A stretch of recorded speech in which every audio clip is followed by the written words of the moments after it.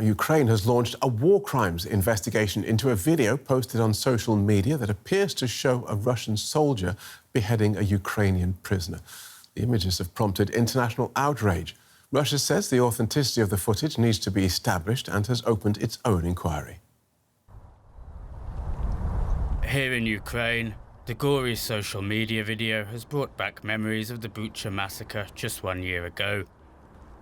Many are saying that this is just the latest example of Russia's lack of regard for the lives of Ukrainian people.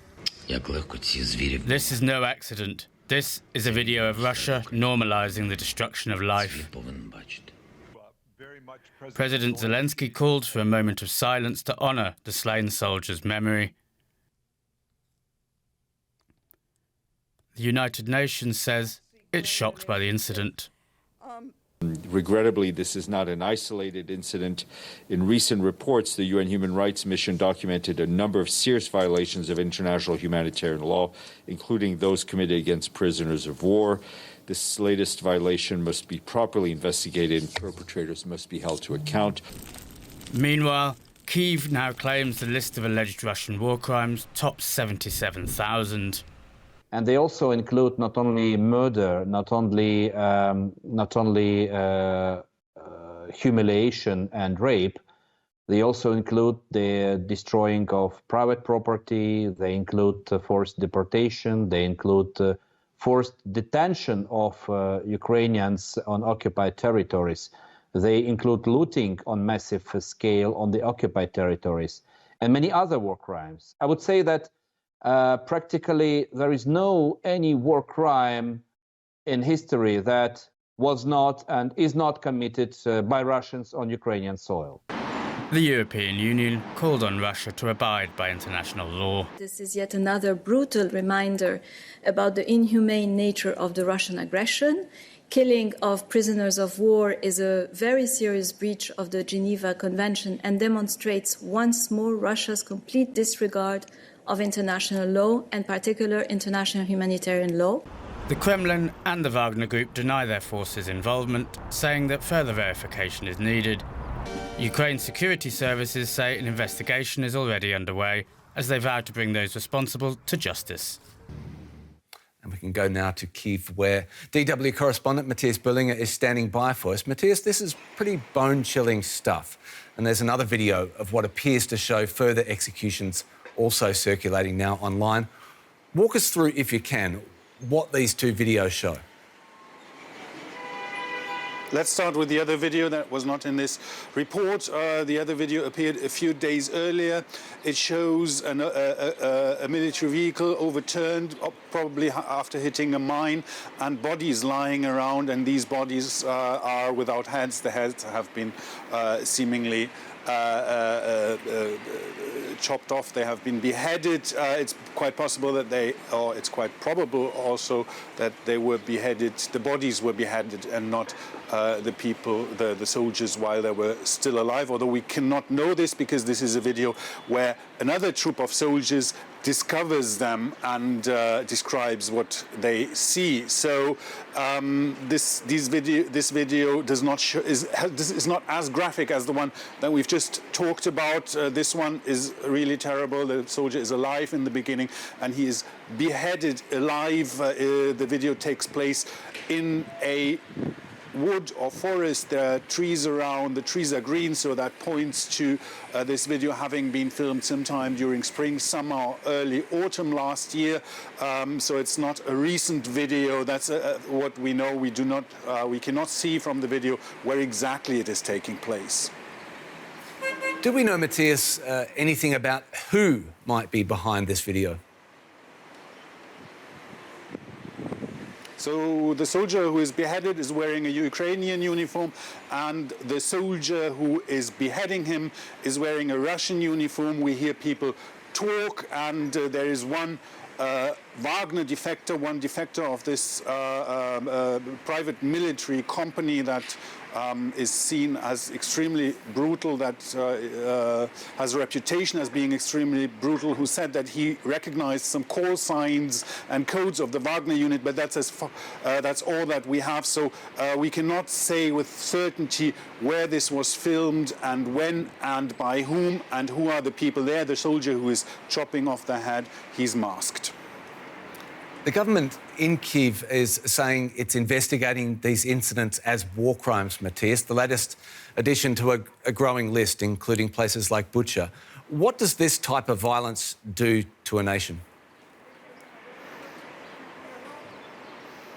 Everybody who's seen that video says that they're horrified, they're shocked. It's really a terrible sight to see, and this is not the first one. It pretty much fits into what people are feeling here about the invasion. It pretty much fits into the story of war, the trail of war crimes that we have seen since the beginning of the Russian invasion, Bucha and other videos of prisoners being executed. There has been one quite recently, actually, where a prisoner was shot after calling Slava Ukraini. So all of these videos, of course, they reinforce the resolve that society has here. They reinforce the conviction that a Russian occupation would be cruel and that the nation has to withstand this occupation and this attempt to invade their country.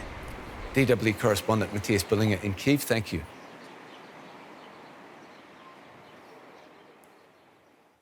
Well, the videos have renewed criticism of Russia's brutal tactics on the battlefield. To talk more about this, I'm joined now by Sharon Weil. She's an associate professor of international law at the American University of Paris. Good to have you with us. I wonder, based on what we've seen and heard, is there any doubt in your mind that this constitutes a war crime? Yeah, so of course it constitutes a war crime. We're speaking about willful killing, torture, perhaps mutilation, violation of the right of prisoners of war. So of course this is undoubtedly a war crime. Now the question is who is responsible for this? So of course responsible for this will be the person who did the act, but then the question is whether it is an official order from someone above, and then you can have a responsibility of the higher chain of command.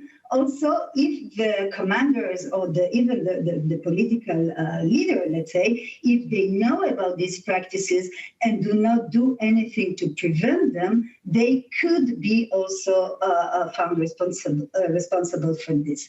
But of course, it could be also act of a single soldier doing crimes on his own behalf without any higher responsibility.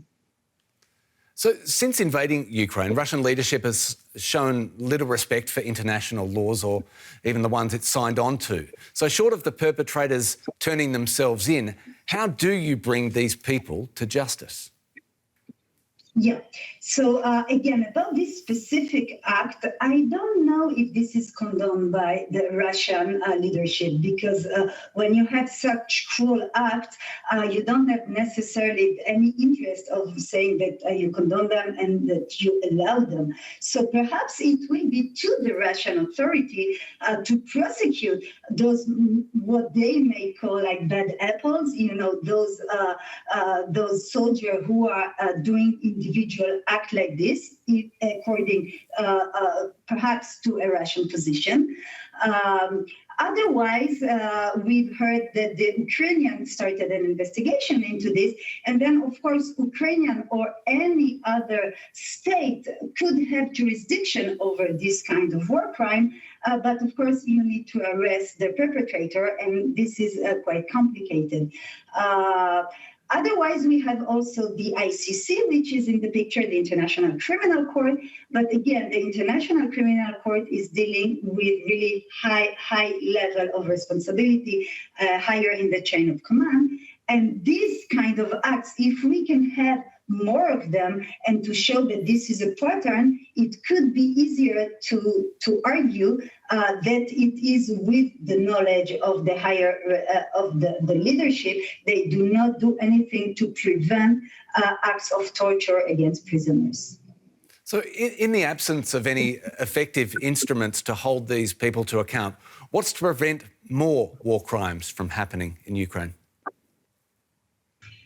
You know, now what we have is simply to think how can we have a diplomatic solution, perhaps, because look, who is presiding the Security Council today is Russia. And you know, the Security Council of the United Nations is the body who is supposed to prevent and to stop the commission of war crime and to restore peace and security. But of course, in this situation, the Security Council is completely irrelevant. And we have Russia presiding it. So this is quite an extraordinary situation that we've never seen something like this, that the presiding state of the Security Council, its president, is actually under an arrest warrant for war crimes by the International Criminal Court. So, you know, through, let's say, a justice tool, it seems a bit complicated now to prevent further violation. And in my view, I would hope to have a kind of a diplomatic solution. From the American University in Paris, Sharon Weil, thanks so much for your time. Thank you. And for more, let's bring in Mike Martin, Senior Fellow in the Department of War Studies at King's College in London. He's also the author of the recently published book, How to Fight a War. Mike, thank you so much for joining us. What do these videos say about the Kremlin's control over its troops? They very clearly says that the Kremlin doesn't have full control over its troops. And of course, not all of the Russian troops in Ukraine are actually Russian military. There's also mercenaries and there's Chechen militias, and none of these work very well together. So overall, Russia does not have very good control over its troops. What do you think would drive a soldier to commit such an act? All war crimes are different, but I think there's basically three categories, if you like, that they fall into. There's those that are directly commissioned by the state. So the state orders its soldiers to go out and commit war crimes. I don't think that's what's happening here. At the other end, there's a situation where the state has no control really over its troops. And I don't think that's what's happening here. And then there's the third category, and that is where the state, Russia in this case, creates a narrative about its enemy that is so dehumanized. The way it talks about the Ukrainian government being Nazis and gays and all this, and that combines with a lack of control over its troops. And then the troops end up feeling like, because they're stuck in brutal combat, that that's okay. What becomes normal for them becomes stretched and warped. And then they commission these sorts of war crimes. What are the chances of bringing these people to justice, and can that only happen after the war is over? I think, sadly, that the chances of bringing the perpetrators of war crimes such as this to justice are very slim. And the reason for that is because international justice, particularly around war crimes, only works when the great powers, if you like, of the world agree that international justice must be done. The problem that we have here is that the perpetrator is one of the great powers. Russia is just still a great power. And that reason alone makes it very unlikely that war crimes such as this are going to be punished. Mike, the video is absolutely shocking. How do you think it is likely to impact morale on both sides of this war? I think actually on the Ukrainian side, it's going to further reinforce their morale. Throughout the war, we've seen Russia bombing civilians. We saw the massacres in Bucha, and we see things like this beheading. And at each stage, we've seen Ukrainian morale stiffen because they have no choice. If they stop fighting, there will be no Ukraine left. So they must fight. They're defending their homeland. I don't know the degree to which this will have an impact on the Russian side. I think many Russians, particularly the soldiers who are engaged in this brutal combat, their lives are not worth very much. The Russian command doesn't treat Russian soldiers with a great deal of respect. I think many of those may shrug and say, well, this is a war and this is what happens in war. Mike Martin, Senior Fellow in the Department of War Studies at King's College in London. Thank you. Thank you.